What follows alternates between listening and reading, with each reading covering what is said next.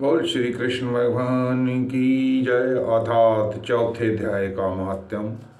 भगवान बोले, हे लक्ष्मी, जो पुरुष गीता जी का पाठ करते हैं उनको स्पर्श मात्र से ही जीव आदम उनके स्पर्श मात्र से ही जीव आदम देह से छूट कर मुक्ति को प्राप्त होता है। लक्ष्मी जी ने पूछा, हे महाराज, श्री गीता जी का पाठ करने वालों को छूकर कोई जीव मुक्त भी हुआ है? तब श्री भगवान ने कहा, हे लक्ष्मी, तुमको मुक्त हुओं की एक पुरातन कथा सुनाता हूँ। भागीरथ गंगा जी के तट पर श्री काशी जी की नगरी है। वहाँ एक वैष्णव रहता था। वह श्री गंगा जी में स्नान कर श्री गीता जी के चौथे अध्याय का पाठ किया करता था। एक दिन वह साधु वन में गया। वहाँ बेरियों के 2 वृक्ष थे, उनकी बड़ी छाया थी। वह साधु वहाँ बैठ गया और बैठते ही उसको निंद्रा आ गई। एक बेरी से उसका पाँव लगा और दूसरी बेरी से उसका सिर लगा।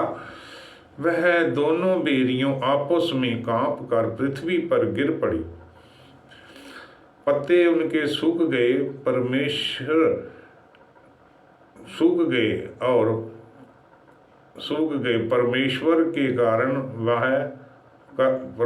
के करने से वह दोनों बेरियां ब्राह्मण के घर जा पुत्री हुई। हे लक्ष्मी, बड़े उग्र पुण्य करके मनुष्य देह मिलती है। फिर ब्राह्मण के घर जन्म लेकर उन दोनों लड़कियों ने तपस्या करनी आरंभ की। जब वह दोनों बड़ी हुई तब उनके माता पिता ने कहा, हे पुत्रियों, हम तुम्हारा विवाह करते हैं। तब उन दोनों ने माता पिता से कहा, हम विवाह नहीं करेंगी। उनको अपने पिछले जन्म की खबर थी। सुंदर जाति में जन्मी थी। उन्होंने कहा, एक हमारे मन में कामना है, परमेश्वर वह पूर्ण करे तो बहुत ही भली बात है। उनके मन में यही था कि वह जिसके स्पर्श करने से हमारी आदम देह छूट के ये देवदयी मिली है, वह मिले तो बहुत ही भला होगा। इतना विचार कर उन दोनों लड़कियों ने माता पिता से तीर्थ यात्रा करने की आज्ञा मांगी। तब माता पिता ने तीर्थ यात्रा की आज्ञा दे दी और कहा, तुमको परमेश्वर की आज्ञा है।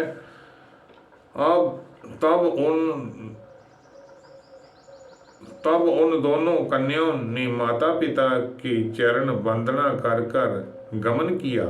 तीर्थ यात्रा करती काशी पहुंची।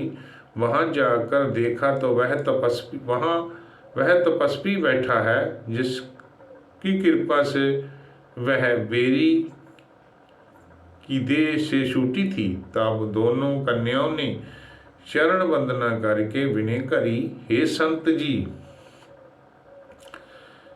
धन्य हो, आपने हमको कृतकृत किया। तब उस तपस्वी ने कहा, तुम कौन हो? मैं तुमको नहीं पहचानता। कन्याओं ने कहा, हम आपको पहचानती हैं। हम पिछले जन्म में बेरियों की योनि में थी।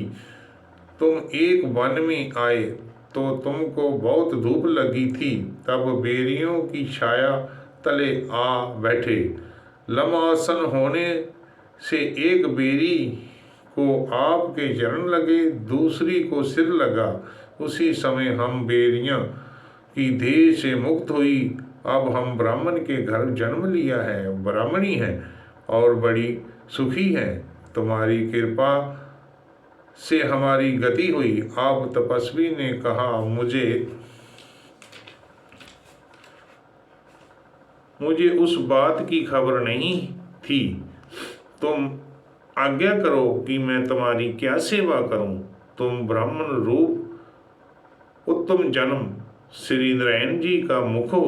तब उन कन्याओं ने कहा, हमको श्री गीता जी के चौथे अध्याय के फल का दान करो, जिसको पाकर हम देवदयी पाकर सुखी होवें। तब उस तपस्वी ने चौथे अध्याय का पाठ किया, फल दिया।